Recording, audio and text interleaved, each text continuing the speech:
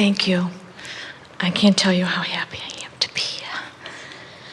And I will try not to cry on your mic. So if I were trying to meditate and I'm asking, what is my divine purpose? Now, why do you say trying to meditate? Well, I don't think I do it well. Well, here is what we would look for. You see, you've trained your mind to be very responsive to things. And so when you ask it to be quiet, you're asking something that it's not used to. So it doesn't shut down easily, and that's a good thing, not a bad thing. In other words, it's nice to have an active, responsive mind. So what you want to do is prepave in advance. It really helps to meditate at approximately the same time every day, because it gets you sort of ready for the idea of it. And earlier in the day, the better, because the earlier in the day, you have less built up resistance. The earlier in the day, the more tuned in to the non-physical that you usually are. So meditate early in the day and do it every day, and not for a long period. 15 or 20 minutes is really enough. And say to yourself, the purpose of this meditation is not to receive answers to questions. In other words, I'm not going into meditation to script things or to do workshops. I'm not going into meditation to hear the answers to all of my questions. I'm going into meditation for one reason only, and that is to quiet my mind in order to release resistant thought, in order to tune my vibration upward so that it comes closer and closer to that of my source energy. So then, as you sit in your chair to meditate, find something to focus upon. Don't go to sleep, because sleeping is very different. Find something to focus upon that requires a little attention but not much. Counting is a very productive activity. Counting, because it requires some attention, but it doesn't let your thoughts wander on other things. Listening to something. Esther found a note that she could hold. And so at first she would hold that note, but then it was hard to hold the note. So then she just would hold the note in her mind. Even though she wasn't making the auditory sound, she just held the note. Holding a note takes concentration. It takes concentration and doesn't allow thought on a lot of other things. So holding that note, Esther found to be the way of raising vibration.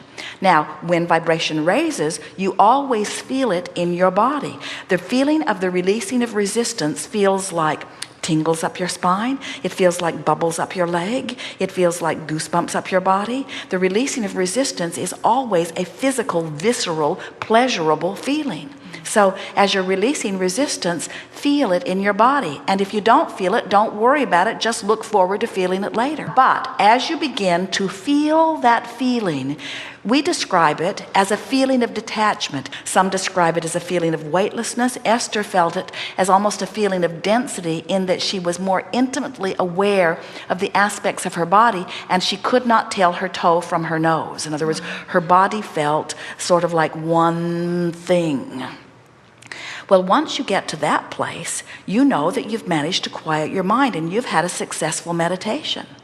Now, as you progress day after day, that feeling of meditation, it will move into other things. You'll get so that you can get right to that place of detachment really easily. And once you reach that place of detachment, as you relax into it, you'll begin noticing some sort of twitches and itches in your body. Different little things, muscles will move that you know you can't move. That's an indication that Source is sending signals that you at unconscious levels are translating. That's why we say a yawn is a good indicator. It's a signal sent from non-physical that you are translating at an unconscious level. So as you get those little twitches and itches, try not to be distracted by them, but instead embrace them and enjoy them, because what it means is residual resistance in your apparatus is being sort of shaken loose. And so those twitches and itches are indications of releasing of resistance. The numbness will be something that you will experience every time you begin. The twitches and itches in the beginning more, and eventually you won't feel so many twitches and itches because the resistance will be sort of worked out of your body. But then an interesting thing will begin to happen during meditation.